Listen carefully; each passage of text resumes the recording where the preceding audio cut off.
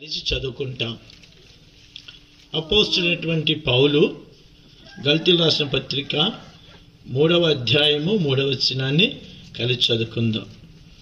మీరెంత అవివేకులైతిరా, మొదట ఆత్మానుసారముగా ఆరంభించి ఇప్పుడు శరీరానుసారముగా పరిపూర్ణులగుదురా. దానికి మాట చెప్పండి. మీరెంత అవివేకులైతిరా, మొదట ఆత్మానుసారముగా ఆరంభించి ఇప్పుడు శరీరానుసారముగా పరిపూర్ణులగుదురా. మరొక మాట, 1 కొరింథీ పత్రిక 11వ అధ్యాయము 28వ వచనాన్ని కూడా మనము కలిసి చదువుకుంటాం. త్వరగా తీయాలి, మనకి సమయం ఎక్కువ లేదు కనుక 1 కొరింథీ పత్రిక 11వ అధ్యాయము 28వ వచనం కలిసి చదువుకుందాం. కాబట్టి ప్రతి మనుషుడు తను తాను పరీక్షించుకునేవలెను, అలాగూ చేసి ఆ రొట్టెను తిని ఆ పాత్ర నుండి త్రాగవలెను. ప్రార్థన చేసుకుందాం.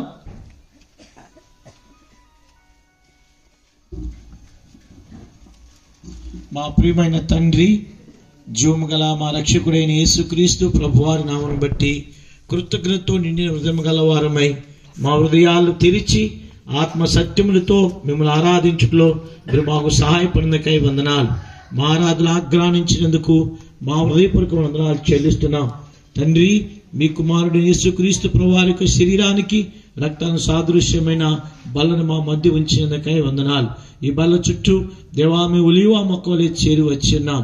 దేవా, ఈ బలలో పాలు పొందే ముందుగా పరిశుద్ధాత్మ దేవా మా అందరితో మీరు మాట్లాడండి. మా హృదయాలను మీరు దేవా మీ వాక్యంతో మీరు నింపండి. మా జీవితాలు పరిశీలించండి, పరీక్షించండి. మీకు ఆయాసకరమైన మార్గము దేవా మా జీవితంలో ఉండకుండా దేవా మేము కడగబడిన వారమై, దేవా మేము శుద్ధీకరించబడిన వారమై ఈ స్థలం వెళ్ళినట్లుగా మీరు మాకు సహాయం చేయమని ప్రార్థిస్తున్నాను. దగిన తండ్రి, నిలబడుతూ నేను సంపూర్తిగా ఖాళీ చేసుకుంటున్నాను ప్రభా. నిష్ప్రయోజమైన దాసుడను దేవా, దేవా ఎన్నికలేటువంటి వాడను, అయోగ్యమైన పాత్రను దేవా, ఖాళీ పాత్రతో నీ యొద్దకు వస్తున్నాను. కాబట్టి మీ వాక్యముతో నింపి మీ ప్రజలకు నాకు కావాల్సిన వర్తమానం దయచేయమని ప్రార్థిస్తూ దేవా మీ సిలువ చాటున నన్ను మరుగుపరుచుకుని దేవా మీరే మాట్లాడమని కోరుతూ యేసుక్రీస్తు ప్రభువారి నామమును బట్టి వందనాలు చెల్లించి ప్రార్థిస్తున్నాము తండ్రి. ఆమేన్.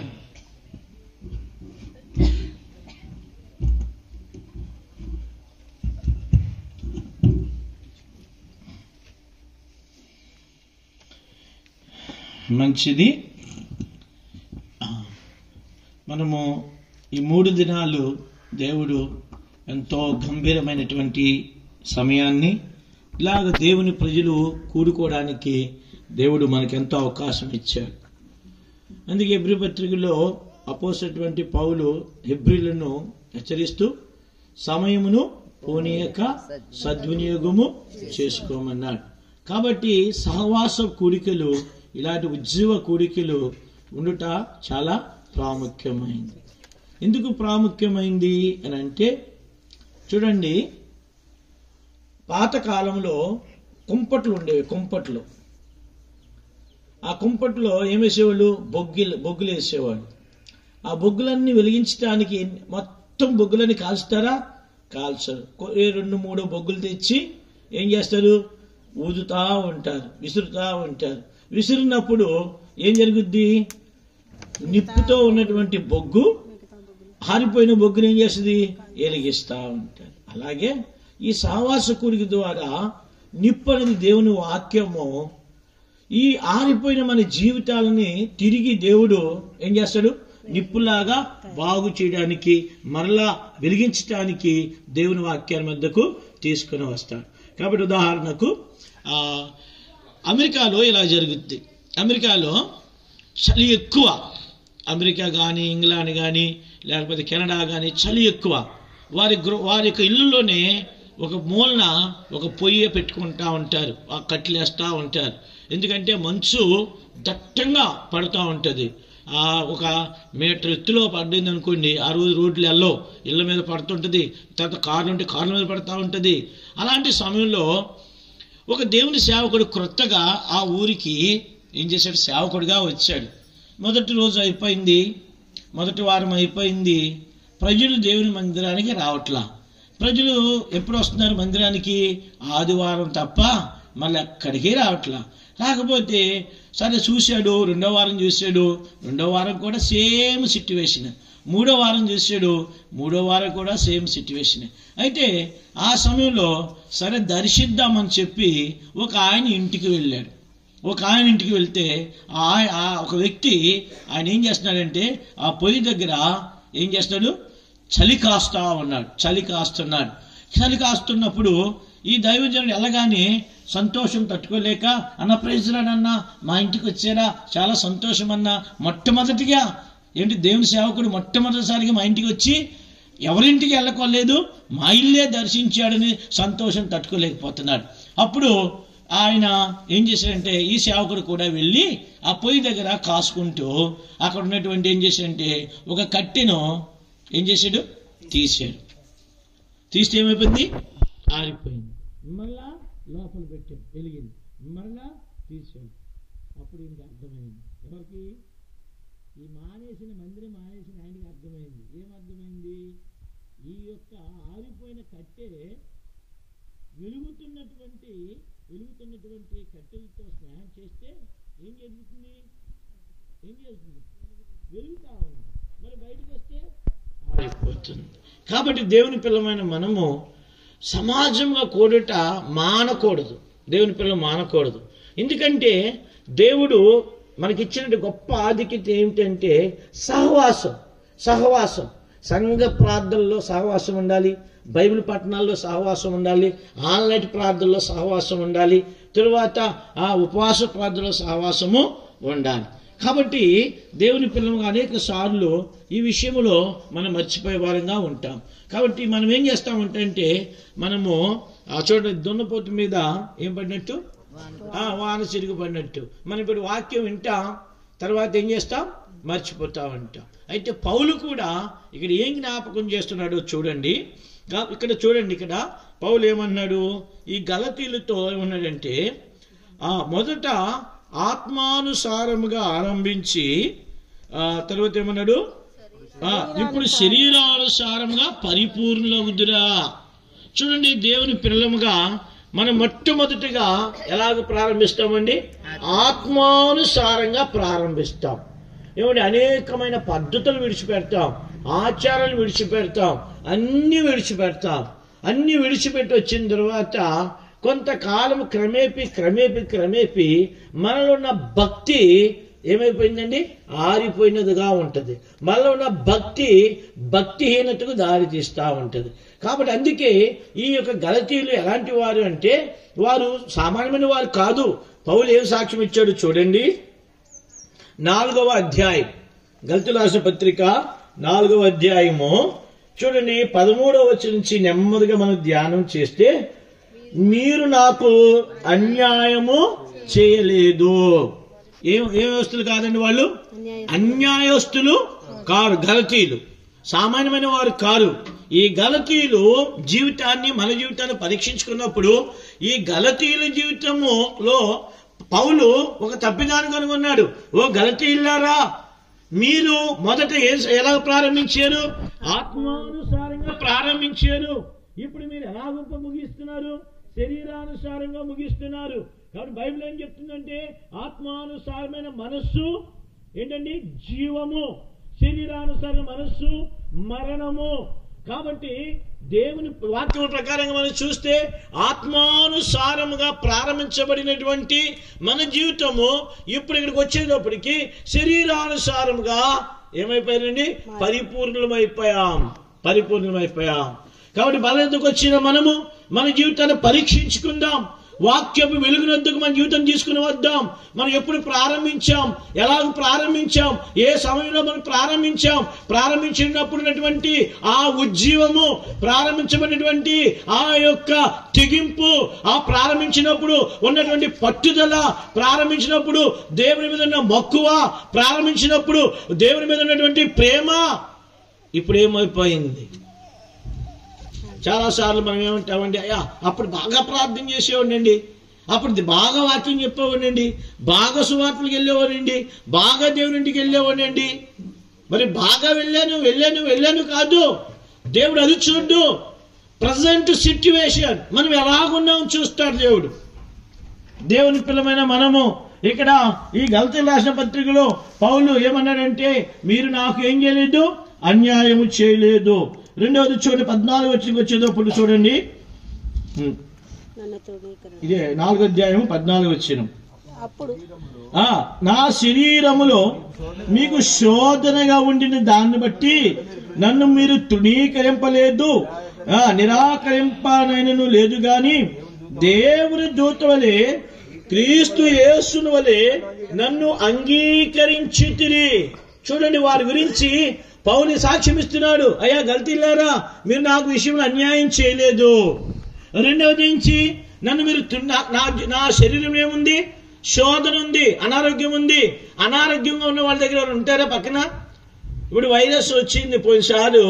ఆ వైరస్ వచ్చినప్పుడు ఎవరినన్నా మన ఇంటికి తీసుకుని రానిచ్చేవాళ్ళు కాదు, ఎంతో దూరంగా ఉండేవాళ్ళు. అయినప్పటికీ కూడా వీళ్ళు ఏం చేయలేదు, దీన్ని తృణీకరించలేదు. కానీ పౌలు ఎలా స్వీకరించారంట, దేవుని దూత వలె, తర్వాత క్రీస్తు యేసు వలె ఆయన ఏం చేశారు, అంగీకరించారు. అంగీకరించిన వారి గురించి పౌలు ఇంకో మాట చెప్తున్నాడు.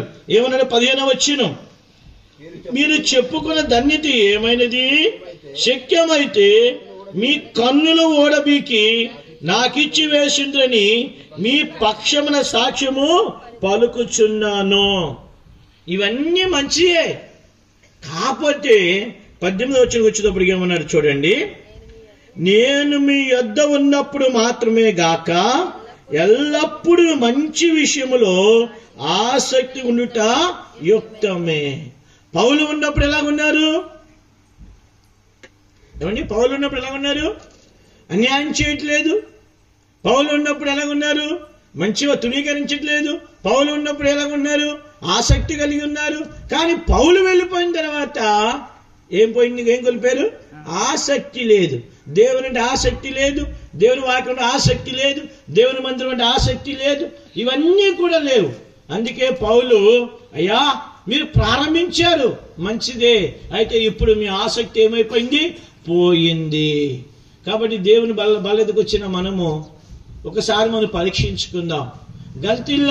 ఈ గలతీయులకు ఉన్నటువంటి గొప్ప ఆధిక్యతలు మనకు లేకపోవచ్చు, కానీ ఈ గలతీయులు పైకి ఎలా ఉన్నారంటే భక్తిపరులుగా ఉన్నారు.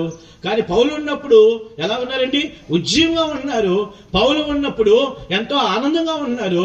మరి పౌలు వెళ్ళిపోయిన తర్వాత ఏం కోల్పోయారు, ఆసక్తి, దేవుని ఇంటి మీద ఆసక్తి. అందుకే రాత్రి మనం చూసాం, కీర్తన 69వ అధ్యాయంలో దైవజనుడు దావీదు ఏమన్నాడు, నీ ఇంటిని గూర్చి ఆసక్తి నన్ను ఏం చేస్తుంది, భక్షించుచున్నది. దేవుని ప్రజలు దేవుని ఇంటిని ఏం చేయాలి, ప్రేమించాలి. చూడండి, ఉదాహరణకు లూకాసు వార్తలోనికి రండి. ఇక్కడ లూకాసు వార్త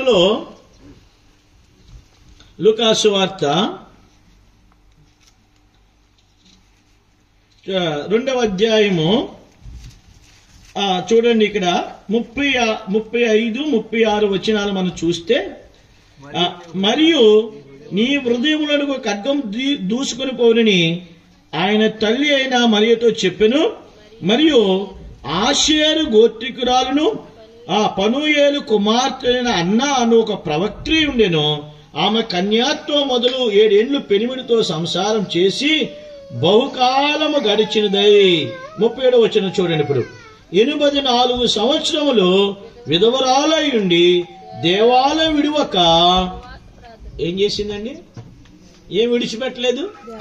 గడి చెప్పాలి మీరు నాకు, ఏం విడిచిపెట్టలేదు. ఎందుకు దేవాలయం విడిచిపెట్టలేదు అంటే దేవుని గురించిన ఆసక్తి ఆవిడ భక్షిస్తుంది. మనము ఆదివారమే కనబడతాం. ఒక దైవజనుడు మంగళవారం సంఘ ప్రార్థనలో వాక్యం చెప్తూ ఏమన్నాడంటే, ఇది 10 మంది కుష్ఠరోగుల గురించి చెప్తూ, ఈ 10 మంది కుష్ఠరోగులు శుద్ధులేని కదా, 90 ఎక్కడా అని ప్రశ్న చేసినప్పుడు అక్కడ ముందు ఒక వ్యక్తి అన్నాడంట, ఆ 90 ఆదివారం వస్తారండి అన్నాడంట. చూసినండి, 90 ఎక్కడ ఉంటారు, ఆదివారం కనబడతారు.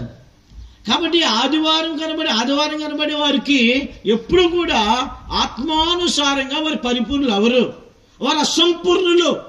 దేవుని వాక్యం కూడా ఏం చెప్తుందంటే, నీ ఇంటిని గురించి ఆసక్తి నన్ను భక్షిస్తుంది అన్నాడు కీర్తనకారుడు.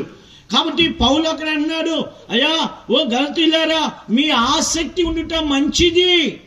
పౌలు ఉన్నప్పుడేమో కన్నులు ఉడమికేస్తూ ఆ పరిస్థితి వచ్చింది. పౌలు ఉన్నప్పుడేమో అంటే మనుషుడు ఉన్నప్పుడు భక్తిని కలిగి ఉంటారన్నారు. మనుషుడు వెళ్ళిన తర్వాత ఏం కోల్పోతున్నారు? భక్తిని వారు కోల్పోతున్నారు, ప్రేమను కోల్పోతున్నారు, ఆసక్తిని కోల్పోతున్నారు. దేవునింటిని ప్రేమించడం మానేశారు, దేవునింటిని పట్టించుకోవట్లా, దేవుని ఎలా ఉందో తెలియట్లా. అయితే ఇక్కడ ఆషేరు గోత్రికురాలు హన్న 84 సంవత్సరాలు దేవుని ఇంట్లో ఉంటూ ఏం చేసిందండి? దేవాలయం ఏం చేయలేదు, విడిచిపెట్టలా. కాబట్టి బల్లదకు వచ్చిన నీవు నేను దేవుని ఇంటిని మనం విడిచిపెట్టకూడదు, దేవుని ఇంటిని మనం ప్రేమించాలి. కాబట్టి అందుకే సియోనులో నుండి యెహోవా నిన్ను ఏం చేస్తాడు? ఆశీర్వదిస్తాడు. కాబట్టి దేవుని యొక్క ఆశీర్వాదం అనేది దేవునికి ఇంటిలోనే, దేవుని యొక్క సంఘంలో నుంచే దేవుడిని ఆశీర్వదిస్తాడు. కాబట్టి నా ప్రియమైన సోదరి సోదరులారా, ఎవరైతే దేవుని ఇంటిని ప్రేమిస్తారో, ఎవరైతే దేవుని ఇంటిని హత్తుకుంటారో, ఎవరైతే సంఘంలో నాటబడతారో వారిని మాత్రమే దేవుడు ఆశీర్వదిస్తాడు. అందుకే ఈ స్త్రీ ఏమి వాక్యం చెప్పలేదు, కానీ సేవ చేసింది. ఎలా చేసింది సేవ? చూడండి, అక్కడ రాశాడు 30 వచ్చిన మళ్ళీ చదవండి. 84 సంవత్సరాలు విధవరాలయుండి దేవాలయం విడువక ఉపవాస ప్రార్థనలతో రేయింబగళ్ళు. అమ్మ ఎక్కడండి? మరి ఇక్కడ సియోను నివాసులు చాలా మంది ఉన్నారు. ఈ మాట మన జీవితంలో నెరవేరిందమ్మా? చెప్పాలి, చెయ్యత్తాలి. సియోను నివాసులు ఎంతమంది ఉన్నారు ఇక్కడ కొత్తూరులో? దేవుని మందిరానికి వచ్చేవాళ్ళు చెయ్యత్తాలి, కనబడదు. అబ్బా ఇలాగుంటే నాకేం కనబడుతుందండి, ఇంకా అబ్బాయికి ఎత్తండి. చాలా మంది ఉన్నారు, వెరీ గుడ్. మరి ఈ మాట మనం కూడా చెప్పగలమా? ఈ హన్న దేవాలయాన్ని ఏం చేయలేదండి, గట్టి చెప్పాలి, విడిచిపెట్టలా. నెహెమ్యా చెప్పాడు కదా, ఏం చెప్పాడు నెహెమ్యా? మా దేవుని మందిరాన్ని మేము తుడిచిపెడతామన్నాడా? ఏమండి, తుడవడానికే రాము, దేవుని ఇల్లు కదా. సరే, నేను ఇంకో ప్రశ్న వేస్తానే, మా సంఘంలో కూడా ప్రశ్న వేస్తా. బరకాలు వేయక ముందు వచ్చిన వాళ్ళు ఎంతమంది? బరకాలు వేసిన తర్వాత వచ్చిన వాళ్ళు ఎంతమంది? చేయత్తాను ఇప్పుడు. ఏమండి, అదే మరి ఇంకో మాట అడుగుతాను మిమ్మల్ని. సాపులో వేయక ముందు వచ్చిన వాళ్ళు ఎంతమంది వస్తాం? సాపులు వేసిన తర్వాత, కుర్చీలు వేసిన తర్వాత టక్ చేసుకుని నీట్గా సూట్ వేసుకుని టిక్కు మనం వచ్చి ఎక్కడ కూర్చుంటాం? ఏమండి, ఎప్పుడన్నా దేవుని ఇంట్లో పని చేసావా మనం? దేవుని ఇంట్లో ఎప్పుడైనా నువ్వు చీపురు పడి తుడిసేవా? కాబట్టి నా ప్రియమైన సోదరి సోదరులారా, దేవుని ఇంట్లో ఒకరు చెప్పక్కర్లా, చెప్పి ఇప్పుడు మన పాస్టమ్ గారు అక్క మీరు ఈ వంట వండండి, అక్క మీరు ఇది చేయండి, అక్క ఇది మీరు తొడవండి, అక్క ఇది చేయండి అంటే మీకు ఆశీర్వాదం రాదు. నీకు ఆశీర్వాదం ఎలా వస్తుంది? మనకు మనం మనఃపూర్వకంగా సమర్పించుకోవాలి. దేవుని మందిరంలో అత్యంత నీచమైన పని దాన్ని ఎవడు చేయడు. ఏంటి?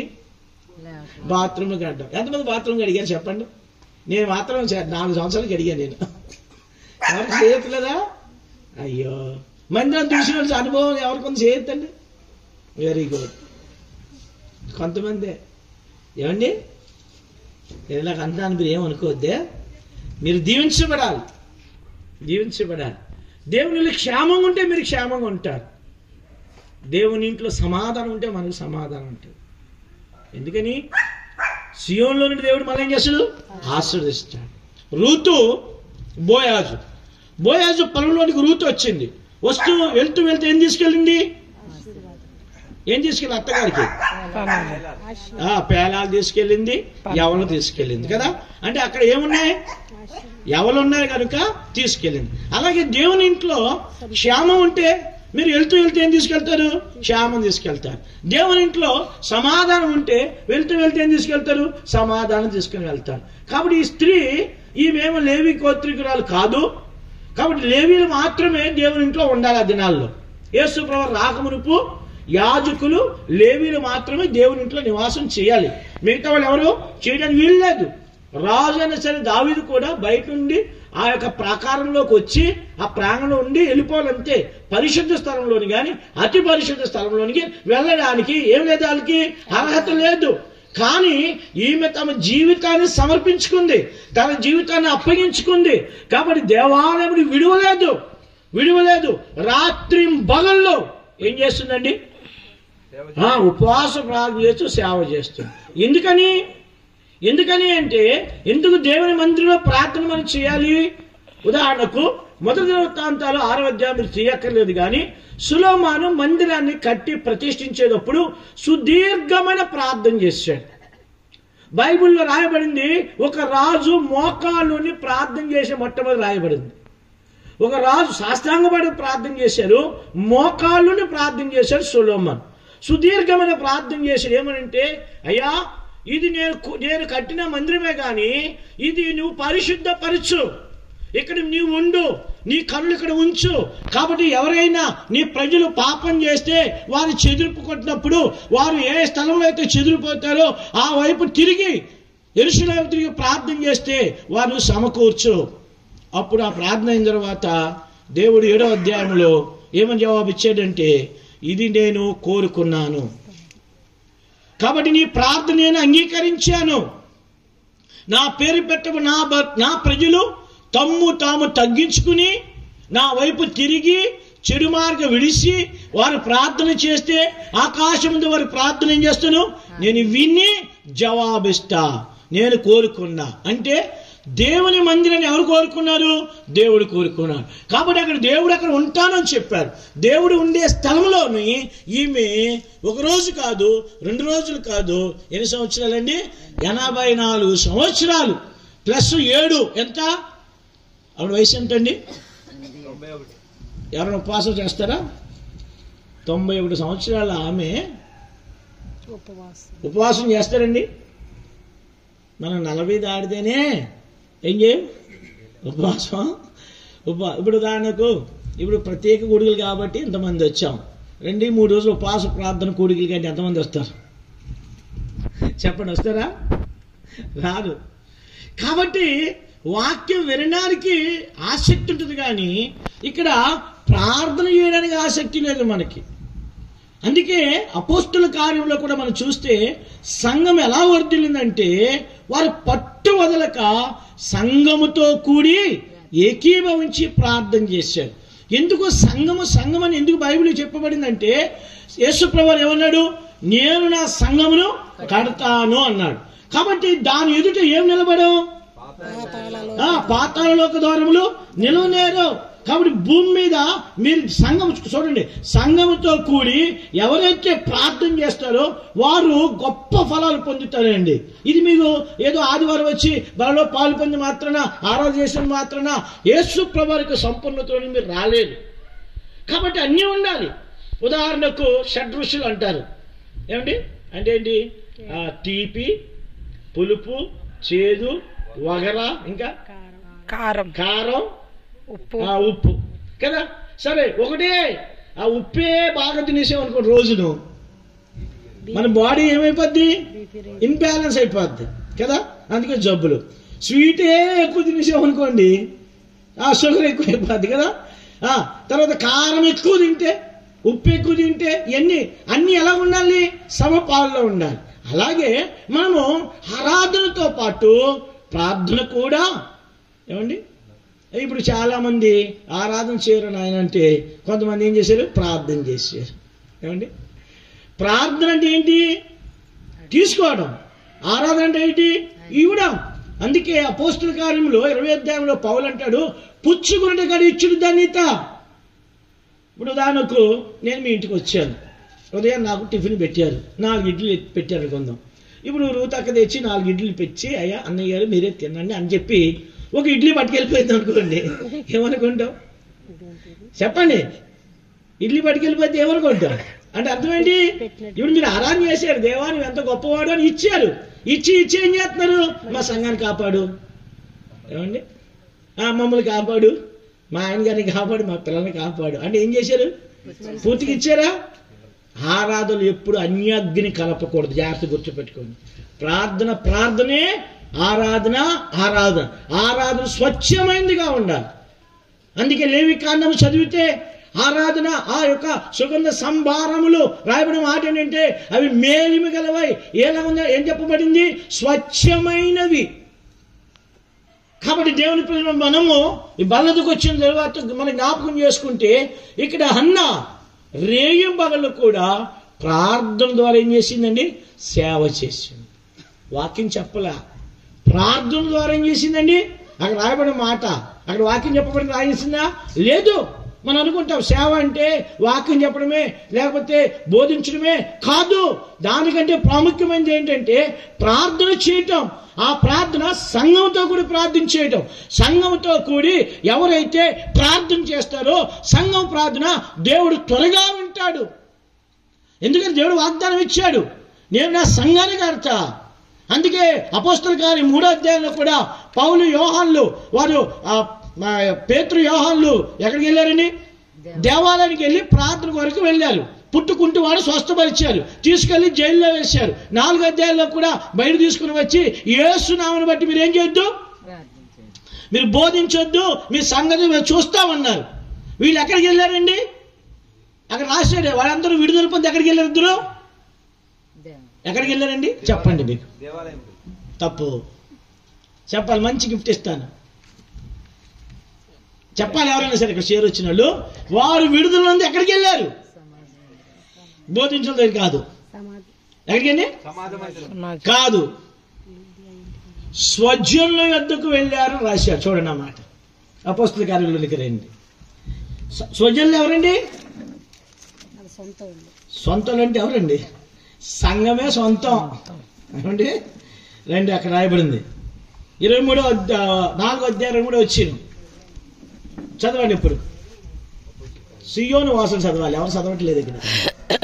సియోను వాసులు ఉన్నారా, జానన వెళ్తున్నా కదా అంటించేశారు సియోను వాసులనే. చదవండి 4వ అధ్యాయము. వారు విడుదల నుండి చూడండి, ఎవరైనా చదువుతుంది సియోను వాసులేనా, మరి చదవాలి, నాకు సియోను వాసులు చదవాలి. 23 వచ్చిన ఏమని రాశారు అక్కడ, వారు విడుదల నుండి తమ స్వజనుల వద్దకు వచ్చి, ఎక్కడికి వచ్చారండి, ఎవరండి, మన వంటలు చేసి అక్క గారు. స్వజనులు అంటే ఎవరండి, వీళ్ళు మా వాళ్ళనండి, వీళ్ళు మా చౌదరీస్ అండి, మా రెడ్లండి, మా కాపులండి, ఇంకేమంటారండి, వీళ్ళు మా వాళ్ళనండి. కానీ దేవుని పిల్ల స్వజనులు ఎవరో తెలుసా, ఎవరమ్మా చెప్పాలి నాకు, ఎవరు, దేవుని రక్తం ఇచ్చి కొన్నటువంటి సంఘస్థులే స్వజనులు. చూడండి, స్వజనులు అంటే వాళ్ళు. ఒక సంగతి నేను చెప్తా. ఒక ఆయన చెప్పాడు తన తల్లి గురించి. ఆయన తల్లి మరణించింది, వాళ్ళ తండ్రి అక్కడ ఉన్నాడు. వాళ్ళ ఆ తల్లి అన్నలు బంధువులు అందరు చాలా మంచి డబ్బున్న వాళ్ళు వచ్చి అన్నారు, మా అక్కని మేము తీసుకెళ్తాము అన్నారు. అప్పుడు ఆ తండ్రి నిలబడి అన్నాడంట, లేదు ఆమె స్వజనులు మోసుకుని వెళ్తారు అక్కడికి. వీళ్ళు ఆశ్చర్యపోయారంట, ఎవర్రా ఈ స్వజనులు, మాకంటే దగ్గర బంధువులు ఎవరు, మాకంటే మేము కదా ఆమెకు తమ్ముళ్ళు, మేము కదా ఆమెకు పిన్నలు చిన్నాళ్ళు, మేము కదా తీసుకెళ్ళాలి. ఎవరు తీసుకెళ్తున్నారని చూస్తే ఎవరండి, సంఘస్థులు, నానా విధమైన కులాల్లో చెందినటువంటి వారు స్వజనులు. ఈ స్వజనుల దగ్గరకు వచ్చి ఈ విషయం చెప్తున్నప్పుడు ఈ స్వజనులు ఏం చేశారు తెలుసా, ఓహో అలాగా. మనం అందరం ఏమంటాం, ఎవరైనా అనారోగ్యం వచ్చి చెప్తే ఏమంటాం, ఓహో అలాగా అంటాం. కానీ స్వజనులు ఏమన్నారు తెలుసా, వారు ఏక మనసుతో మొరబెట్టారు. అది సంఘములకి ఇచ్చిన దేవుడు గొప్ప ఆధిక్యత. వారు ఏకముతో మనసు పెట్టి ప్రార్థన చేస్తే అక్కడ రాయబడి ఏంటంటే దేవుని దాసులు దేవుని వాక్యంతో నింపబడ్డారు. దేవుని వాక్యం నింపబడిన తర్వాత అక్కడ రాశాడు, పరిశుద్ధాత్మ నింపబడినప్పుడు ఆ స్థలం ఏం చేసింది, కంపించింది. అది సంఘానికి యొక్క శక్తి. దేవుని యొక్క సంఘము దేవుని సంఘంతో కూడి ఏకీభవించిన ప్రార్థన చేస్తే ప్రతి ప్రార్థన దేవుడు ఏం చేస్తాడు, అంగీకరిస్తాడు.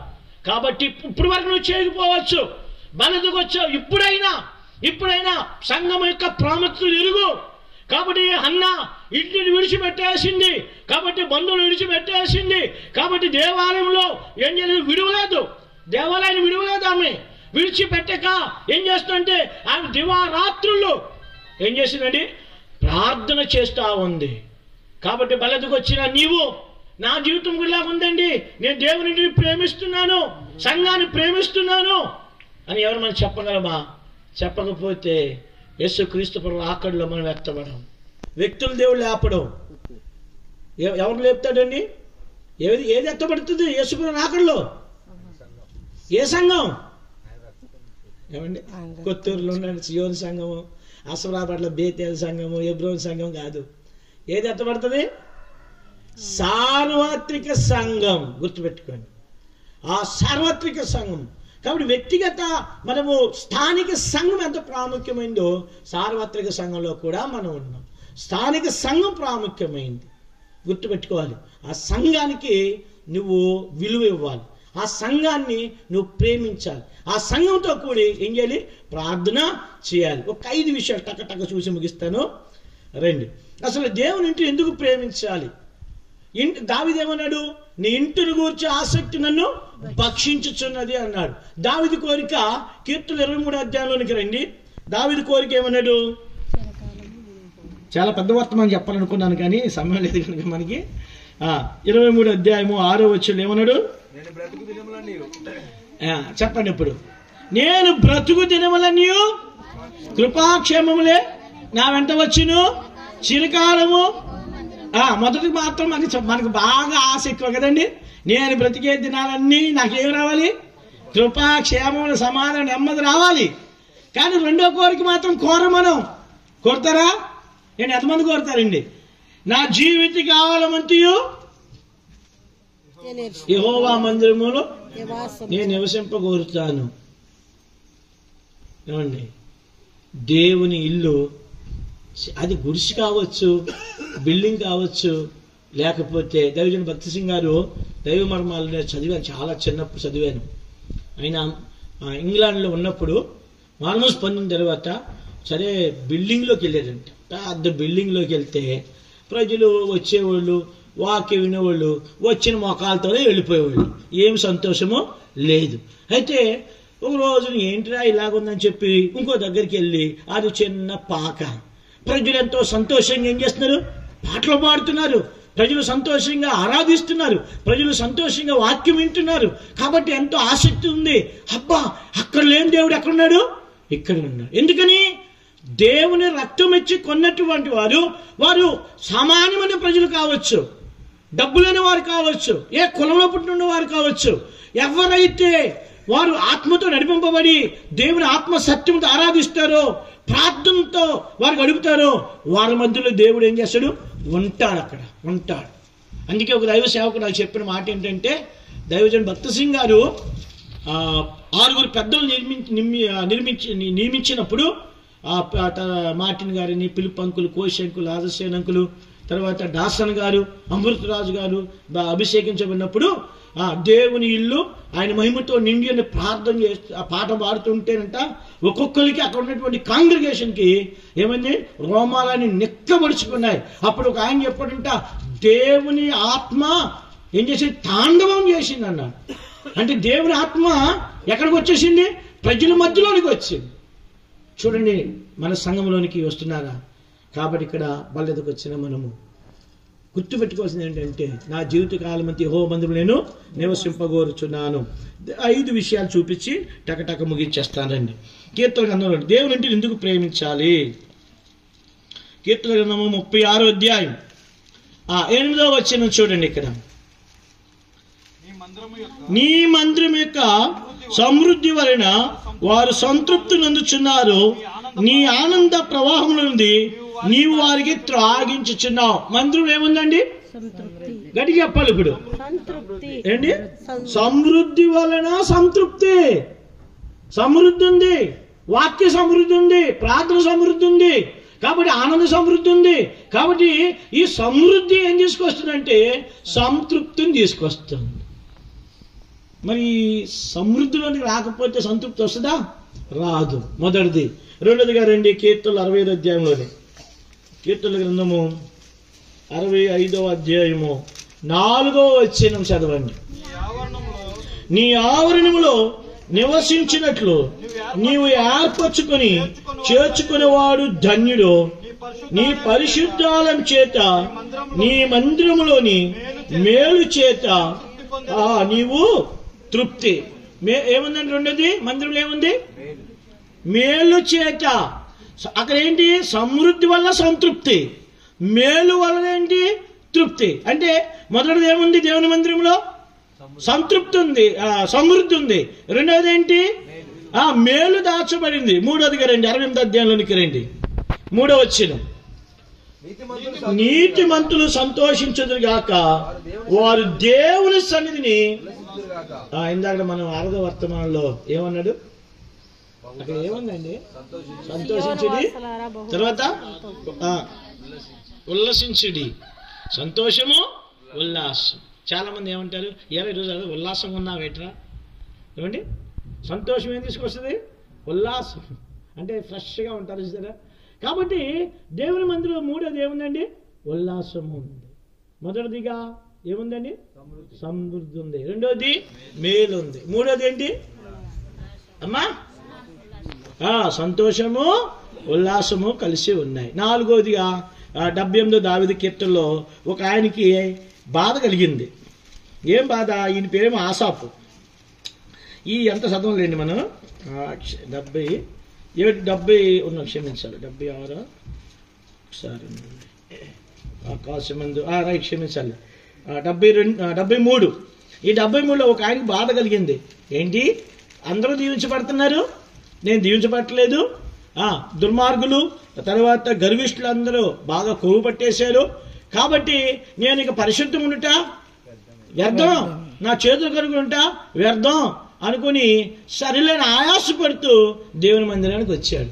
దేవుని మందిరానికి వచ్చిన తర్వాత ఆయన చెప్పిన మాట ఏంటంటే, చూడండి 16వ వచనానికి వచ్చేటప్పటికి 73, అయినను దీన్ని తెలుసుకోవాలని ఆలోచించినప్పుడు నేను దేవుని పరిశుద్ధ స్థలంలోకి పోయి వారి అంతముని గురించి ధ్యానించే వరకు ఆ సంగతి నాకు ఎప్పటి వరకు అండి? ఆయాసం ఎప్పటి వరకు ఉంది? కాదు, ధ్యానం చేయడానికి ఎక్కడికి వెళ్ళాడు? ఎక్కడికి వెళ్ళాడు? అర్థమైందండి? ఆయాసం పోవాలంటే పాయాసంగా తాగేది ఏంటండి? పరిశుద్ధ స్థలం. ఈ పరిశుద్ధ స్థలంలోనికి వెళ్ళినప్పుడు అదంతా వచ్చిన తర్వాత ఇప్పుడు అంటున్నాడు, ఆకాశమందు నాకుండగా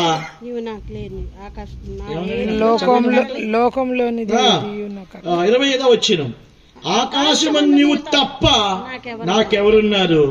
నీవు నాకుండగా లోకములు ఏది నాకు అక్కర్లా. దేవుని మందిరానికి వెళ్ళిన తర్వాత అన్ని మర్చిపోయాడు. ఏం మర్చిపోయాడు? ఆయాసము, బాధ, ఇబ్బంది, ఇతరులు, ఆ పేదరికం అన్ని మర్చిపోయాడు. కాబట్టి నాలుగవదిగా దేవుని మందిరంలో ఆదరణ ఉంది. ఇప్పుడు చెప్పండి, దేవుని మందిరం ఏముంది? మొదటిది సమృద్ధి ఉంది, రెండవది మేలు ఉంది, మూడవది సంతోషము, ఉల్లాసం ఉంది, నాలుగవదిగా ఏముందండి? ఆదరణ ఉన్నది. ఐదవదిగా చూద్దాం, ఒక్క ముగిస్తానండి. కీర్తనలోనికి రండి. కీర్తన గ్రంథము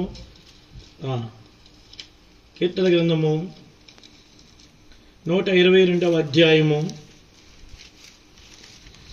రండి, 6వ వచనం చూడండి. యెరూషలేము యొక్క క్షేమం కొరకు ప్రార్థన చేయండి. యెరూషలేమా అది ఏం చేయాలండి? ఏముందండి? ఐదవది వర్ధిల్లుట. చెప్పాలి నాకు ఇప్పుడు సియోను వాసన ఏం చెప్తలేదు నాకు. ఏమండి? ఏముందండి? అక్కయ్య గారు, వంటల అక్కయ్య గారి పేరు తెలియట్లేదు నాకు. ఏం పేరు మీ పేరు? మరియమ్మ గారా? మరియమ్మ గారు చక్కగా చేస్తున్నారు, చాలా సంతోషం, మిమ్మల్ని చూస్తే ఆనందం ఉంది. కానీ ఆదివారం వచ్చి ఆదివారం వెళ్ళిపోతేనే బాధగా ఉంది. నాకెంత బాధగా ఉంటే పరలోకం ముందు దేవుడికి ఎంత బాధ ఉంటుందమ్మా? ఉంటుందా ఏమ్మా? జ్యోతి ఉంటుందా? మనుషులు పరిచయం చేస్తున్నావు, సగమే పావే ఆశీర్వాదం. కానీ మిగతా రోజులు కూడా మూసి ఉండకూడదు మందిరం, గుర్తుపెట్టుకోండి. మాది అనకాపల్లి, ముగిస్తాను జస్ట్ 5 minutes. మా అనకాపల్లిలో పెద్ద మందిరం కట్టారు. మా వదిన ఎప్పుడు తిట్టుకుంటా ఉండేది, మందిరము మూసి ఉండకూడదయ్యా సాగరు, ఎప్పుడు ఎవరో, ఎందుకంటే మందిరం అలా ఉంటే తీసి ఉంచితే ఎవరో ఒకరు వచ్చి ఏం చేస్తారు, ప్రార్థన చేస్తారు. చూడు బాబు ఎప్పుడు మూసే ఉంటుంది అనుకునేవాడు. చూడండి కొన్ని మందిరాలు ఎప్పుడు తెరిచే ఉంటాయి. ఎవరో ఒకడు బాధలో ఉన్నవాడు ఉంటాడు, ఇబ్బందులు ఉన్నవాడు ఉంటాడు, ఇరుకులో ఉన్నవాడు ఉంటాడు. ఒక ఆయన మక్బూల్ గారిని సాక్ష్యం విన్నాను, రాజమండ్రిలో సాహిబ్ గారు, నాకు తెలుసు. ఆయన మెకానిక్, ఆయన ఆ పాస్టర్ గారు నాకు తెలుసు. ఆయనకు భయంకరమైన రోగం వస్తే ఎక్కడికైనా వెళ్ళాడు, తగ్గలా. అయితే మందిరం దగ్గరికి వచ్చి బయట గేట్ దగ్గర వేసుంటే గేట్ మంది ముందుకుని, యేసు ప్రభువా నేను స్వస్థపరిస్తే ఒక 2 రూపాయలు కానుకేస్తానని చెప్పి 2 రూపాయలు కానుకేస్తే ఆ రాత్రి ఆయన జబ్బు తగ్గిపోయి ఇప్పుడు ఆయన సేవకుడయ్యి ముస్లిమ్స్ మధ్య పరిచయం చేస్తున్నాడు. కాబట్టి మందిరాలు మూసి ఉండకూడదు ఎప్పుడు. దాని బాధ్యత తీసుకోవాలి మీరు. ఎక్కడి నుంచో ఉన్నటువంటి సహోదరి కాదు వచ్చేది, స్థానికుల బాధ్యత తీసుకోవాలి. ఏమండి, సమరస్త్రీ స్థానికురాలా, యేసుప్రభు స్థానికుడా? గడి చెప్పాలి నాకు పేరు. సమరస్త్రీ స్థానికురాలు. ఆవిడ ఏం చేసింది, ఊరిని యేసుప్రభు దగ్గరికి వచ్చి మొత్తం ఏం చేసింది, తుడిచిపెట్టేసింది. ఆమె పరలోకంకి వెళితే మనం ఏం చూస్తాం, 6 భర్తలు మార్చింది అని మనం చూస్తాం. కానీ అక్కడ పరలోకంలో చూస్తే ఏంటి, కొన్ని వందల ప్రశస్తమైన రత్నాలతో ఆమె పొదిగించబడుతుంది, కిరీటంతో ఉంటుంది. ఎందుకని, ఒక్క సువార్త చేసింది అంతే. కానీ ఆ బాధ్యత మీరు తీసుకోవాలి. కాబట్టి యెరూషలేమును ప్రేమించేవారు వర్ధిల్లుతారు. తర్వాత ఏమన్నాడు దేవుని 7వ వచనంలో ఏమన్నాడు, నీ ప్రాకారములో నెమ్మది కలుగును గాక, నీ నగరులో క్షేమముండును గాక. కాబట్టి దేవుని ప్రజలమైన మనము బల్లెతకు వచ్చాం. ఒక్కసారి మనం పరీక్షించుకుందాం, మనం ఎలాగున్నాం.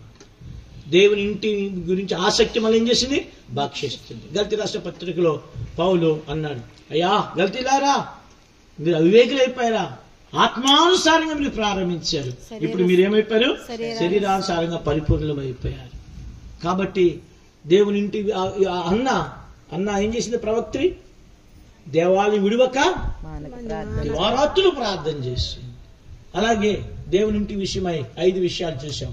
దేవుని ఇంటిలో ఏముంది, సమృద్ధి ఉంది. రెండోది ఏముంది, గడి చెప్ప నాకు, మేలుంది. మూడోది ఏముంది, సంతోషము ఉల్లాసం. 4వది ఏముంది, ఆదరణ ఉంది. 5వది ఏముంది, క్షేమము వర్ధిల్లుట ఉంది. అలాగున ఈ యొక్క సియోను సంఘాన్ని మీరు ప్రేమించి పరిచర్య చేసి రాత్రులు పగలు కూడా మీరు ఇక్కడ ఉండి అక్కడ చేసినప్పుడు రాబోయే దినాల్లో ఒక ఆవిడెవరో బయటకు వస్తున్న ప్రార్థన, ప్రభు ఆమె తక్కువ మంది ఉన్నామండి అని చేసింది ప్రార్థన.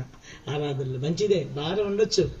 కానీ దేవుని ఇంట్లో కూర్చొని ఒకలో ఇద్దరో ఖాళీగా ఉన్నప్పుడు వచ్చి ప్రార్థన చేస్తే అక్కడ ప్రార్థన విని రాబోయే దినాల్లో ఇదే కాదు, ఆ రోడ్డు చివరి వరకు ఏం చేయబడుతుంది, ఏమేయబడుతుంది, టెంట్లు వేయబడతాయి. ఆ టెంట్లు వేయబడాలంటే మీరు ఏం చేయాలి, మోకాళ్ళకి ఎక్కువ పని చెప్పాలి. అలా చేయనట్లుగా ప్రభు సహాయము చేయండి. దయచేసి మోకాళ్ళ మీదకి రండి.